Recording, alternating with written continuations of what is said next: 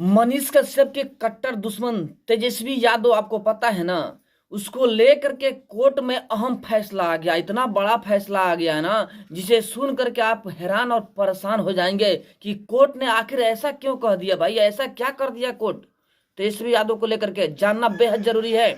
आखिर कोर्ट ने ऐसा एक्शन क्यों लिया, बहुत बड़ा। नमस्कार, आप देख रहे हैं यूथ इंडिया एनटीवीआर में हूं आपका दोस्त राजा पांडे।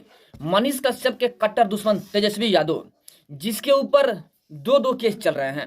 एक तो लैंड फॉर जॉब स्कीम में चल रहा है, दूसरा मानहानि का केस चल रहा है, जो कि गुजरात के एक बड़े उद्योगपति हरेश मेहता ने किया है केस तेजस्वी यादव पे। और दोनों केस चल रहा है सुप्रीम कोर्ट दिल्ली में। एक बात जान लीजिए कि तेजस्वी यादव वही व्यक्ति हैं जो हमेशा बोलते हैं कि हम लालू प्रसाद यादव के बेटे हैं, बड़े बड़े बोल बोलते हैं, लेकिन यहाँ पे झुकते हुए नजर आए तेजस्वी यादव। सुप्रीम कोर्ट में नतमस्तक हो गए तेजस्वी यादव जी और हाथ जोड़ते हुए नजर आए। लेकिन फिर भी कोर्ट ने जो एक्शन लिया ना, जो फैसला दिया, वाकई सुन करके आपके कान जो है ना फट जाएंगे, आंखें चौंधिया जाएंगे।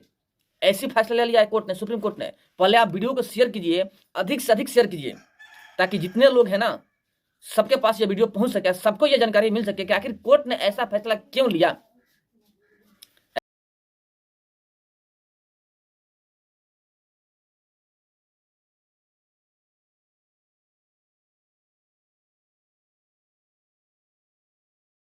कीजिएगा। और अभी तक आपने हमारे चैनल को सब्सक्राइब नहीं किया है, प्लीज लाल बटन दबा के चैनल को सब्सक्राइब कर लीजिए, लाइक कर दीजिए और बेल के आइकन को प्रेस जरूर कीजिएगा, ताकि टाइम टू टाइम न्यूज का अपडेट आप तक पहुंचता रहे। आज जो पहले से ही हमारे चैनल को सब्सक्राइब कर रखे हैं उनको दिल से धन्यवाद। आपको बता दें हम कि तेजस्वी यादव, जिनके ऊपर जमीन लिया गया है नौकरी के बदले, जब उनके पिता श्री लालू प्रसाद यादव जब रेल मंत्री थे, उस समय में ग्रुप डी में नौकरी देने के लिए जमीन लिया गया, यानी कि नौकरी के बदले जमीन लिया गया है, जिसके एवज में ईडी चार्जशीट भी दाखिल कर चुका है। तेजस्वी यादव का नाम उसमें है। लालू प्रसाद यादव, मीसा भारती और राबड़ी देवी, सबका नाम तो था पहले से, लेकिन तेजस्वी यादव का नाम भी बाद में उसमें जुड़ गया, यानी ईडी ने उनका भी नाम डाल दिया चार्जशीट में। और राज्य एवेन्यू कोर्ट दिल्ली में उनका केस चल रहा है। और एक केस है मानहानि का, जो कि गुजरात का एक बड़े उद्योगपति हरेश मेहता ने केस किया है। वो जानते हैं क्यों, पता ही होगा आपको। अगर नहीं भी पता है फिर भी आपको संक्षिप्त में बता देते हैं। लालू प्रसाद यादव के बेटा, बिहार के डिप्टी सीएम तेजस्वी यादव ने कहा था कि आज के दौर में गुजराती ही ठग हो सकते हैं। देखिए, किसी एक व्यक्ति को टारगेट करते करते पूरे गुजरात को टारगेट कर दिया इन्होंने, पूरे गुजरात को ठग बोल दिया। देखिए, पूरे गुजरात को ठग बोलने की क्या जरूरत थी भाई। आप नेता हैं, नेता बन के रहिए। एक व्यक्ति को टारगेट करते हुए, बीजेपी को टारगेट करते करते पूरे गुजरात को टारगेट कर दिए, पूरे गुजरात को ठग बता दिए। यानी कहीं ना कहीं इनका मनोबल बहुत ज्यादा बढ़ गया है। लेकिन कोर्ट को चाहिए कि मनोबल तोड़ने के लिए अच्छी फैसला ले, लेकिन कोर्ट ने जो फैसला लिया ना, अब दांतों तले उंगली चबा जाएंगे। ऐसा फैसला कोर्ट ले लिया है। कोर्ट में आखिरकार ऐसा बार बार क्यों होता है। कोई बड़ी हस्ती हो, बड़ा नेता हो, बड़ा पूंजीपति हो, बड़ा पैसा वाला हो, उसको लेकर के कोर्ट का रवैया कुछ और होता है। लेकिन कोई आम पब्लिक हो, गरीब घर का हो, उसके लेकर के कोर्ट में रवैया कुछ और होता है। एक तरफ तेजस्वी यादव जी सुप्रीम कोर्ट में अपना केस के लिए बोले हैं कि हमारी केस गुजरात से हटा के सुप्रीम कोर्ट में कर दिया जाए या फिर बिहार में कर दिया जाए, और उसी का सुनवाई चल रहा है। एक तरफ मनीष कश्यप के ऊपर जब केस किया गया था, एफआईआर हुआ था, सुप्रीम कोर्ट में केस गया था, और सभी केस को कल्ब करने की बात की जा रही थी ना, बिहार में लाने की बात की जा रही थी, तो यही सुप्रीम कोर्ट है कि मनीष कश्यप का केस सुनने से मना कर दिया, सिरे से खत्म कर दिया, बात ही नहीं सुना। आखिर क्यों भाई, मनीष कश्यप भी तो इंसान ही थे ना, लेकिन उनका केस का सुनवाई नहीं हुआ। लेकिन तेजस्वी यादव के केस का सुनवाई बार बार हो रहा है। आज जानते हैं जो केस हुआ है ना मानहानि का, उस पर कोर्ट कौन सा फैसला लिया है। कोर्ट बोला है कि भाई तेजस्वी यादव ने तो माफी मांग लिया है, तो फिर आप केस के पीछे क्यों पड़े हैं। यानी कि जो केस किया है ना हरीश मेहता, उनके ऊपर कार्रवाई करते हुए नजर आई कोर्ट। कोर्ट ने कहा है कि आप केस वापस क्यों नहीं ले रहे हैं, जब तेजस्वी यादव जी ने माफी मांग ही लिया। यानी देखिए, आप किसी को गाली दे दीजिए और माफी मांग लीजिए, बात खत्म।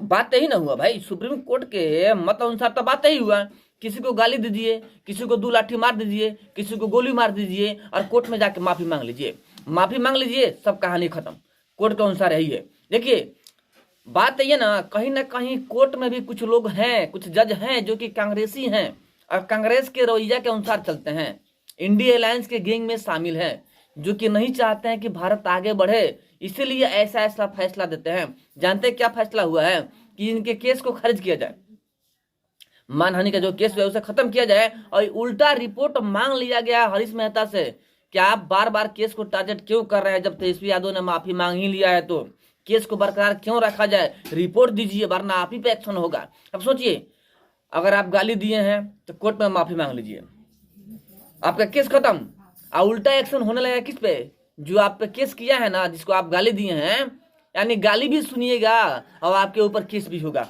मार भी खाइएगा, आप ही के ऊपर उल्टा केस होगा, मारने वाला आप ही पे केस कर देगा। यह हालात है सुप्रीम कोर्ट का। कहीं ना कहीं सुप्रीम कोर्ट का रवैया जो है बहुत गलत है, इससे इफेक्ट पड़ता है, आम पब्लिक पे इफेक्ट पड़ता है, कहीं ना कहीं लोगों का भरोसा कोर्ट पे होता है। लोग चाहते हैं कि कोर्ट में सबके साथ में एक जैसा फैसला हो, तो फिर इंसान देख करके, चेहरा देख करके फैसला क्यों, तेजस्वी यादव के साथ में ऐसा फैसला और मनीष कश्यप के साथ में दूसरा फैसला क्यों। कहीं ना कहीं कोर्ट का रवैया भी गलत है। यहाँ पे कोर्ट के जो व्यवस्था है उसे सुधारना बेहद जरूरी है। पीएम नरेंद्र मोदी को चाहिए कि कोर्ट के ऊपर एक्शन ले, एक कानून बनाए जिसके जरिए यह हो कि अगर सुप्रीम कोर्ट के कोई जज चेहरा देखकर फैसला करता है तो जज के ऊपर कार्रवाई होनी चाहिए, ताकि भविष्य में कोई ऐसा घटना न हो। दूसरा केस तेजस्वी यादव का था, जमीन लिया गया था नौकरी के बदले रेलवे में, उसका भी फैसला 22 जनवरी को होने वाला था, लेकिन फैसला को टालते हुए 27 जनवरी को कर दिया गया है। 27 जनवरी को ये भी हो सकता है, लेकिन देखिए यहाँ पे ईडी है भाई साहब, ईडी तो ऐसे बकसने वाला नहीं है, क्योंकि ईडी के पास वो सारी के सारी सबूत इकट्ठा हो चुकी है जो कि लैंड फॉर जॉब स्कीम में शामिल है। यानी जमीन जो लिया गया है ना जिनसे, वो सभी लोग गवाही देने को तैयार हैं, सभी के सभी लोग, सभी के ऊपर ईडी का वार धक्का चल रहा है। ईडी बकसने वाला नहीं है, ईडी तो अंदर डालेगा तेजस्वी यादव को, भले ही गुजरात वाले केस में तेजस्वी यादव को सफलता मिल जाए, बरी हो जाए, लेकिन जो ईडी का वार है ना, जो नौकरी का बदला जमीन लिया गया है, उसमें कहीं ना कहीं बख्शिश होने वाला नहीं है, क्योंकि ईडी किसी के नहीं है, सेंट्रल से चलता है ईडी, और ईडी वही फैसला लेता है जो सही होता है। ईडी कोर्ट के फैसला जो भी हो, ईडी अगर सही है तो कोर्ट का फैसला भी ईडी के पक्ष में ही होगा, दूसरा फैसला कोर्ट नहीं ले सकता है, क्योंकि ईडी है भाई साहब, ईडी कोई छोटा मोटा औकात नहीं रखता है, नेशनल लेवल पे है, भारतीय है, यानी सेंट्रल गवर्नमेंट से चलता है ईडी, किसी राज्य स्तर पर नहीं है कि आप दबाव डाल के रोक सकते हैं। लेकिन बात यही है कि हाँ, उनका जो दस्तावेज है तेजस्वी यादव के लिए वो सब के सब रखा हुआ है, एक अच्छे जगह पर रखा गया है, गुप्त जगह पर रखा गया है, जहां से कि पेश हो सके कोर्ट में। 27 जनवरी को पेशी है, 27 जनवरी को मीसा भारती, लालू यादव और तेजस्वी यादव, राबड़ी देवी, सभी के सभी राव जीवनु कोर्ट में जाएंगे और वहां पर केस का सुनवाई होगा। और ऐसा भी किया जा रहा है कि ईडी का तलवार लटका हुआ है, किसी भी वक्त इनके हाथ में लग सकता है, यानी तलवार लटक सकता है तेजस्वी यादव के हाथ में। अगर ऐसा हो गया, ईडी का तलवार लटक गया तेजस्वी यादव का हाथ में, तो फिर जो मुख्यमंत्री का सपना है ना, बनने से पहले चूर चूर। ऐसे भी तो मुख्यमंत्री बनने वाले हैं नहीं तेजस्वी यादव, क्योंकि पब्लिक सपोर्ट करेगी नहीं, लेकिन ऐसे भी अगर तलवार लटक गया ना, अगर जेल चले गए ना, तो फिर बल्ले बल्ले, जैसे कि लालू प्रसाद यादव का भविष्य खराब हो गया ना, वैसे ही तेजस्वी यादव का भविष्य बनने से पहले खराब हो जाएगा, यानी राजनीतिक करियर चौपट, खत्म कहानी, ये हालात है। बट 27 तारीख को क्या होगा, जैसे भी हमको इन्फॉर्मेशन मिलेगा सबसे पहले आप तक पहुंचाने की कोशिश करेंगे हम। चलिए, वीडियो देखने के लिए धन्यवाद, फिर मिलते हैं आपसे हम बड़े अपडेट और बड़े न्यूज़ के साथ में, तब तक के लिए जय हिंद,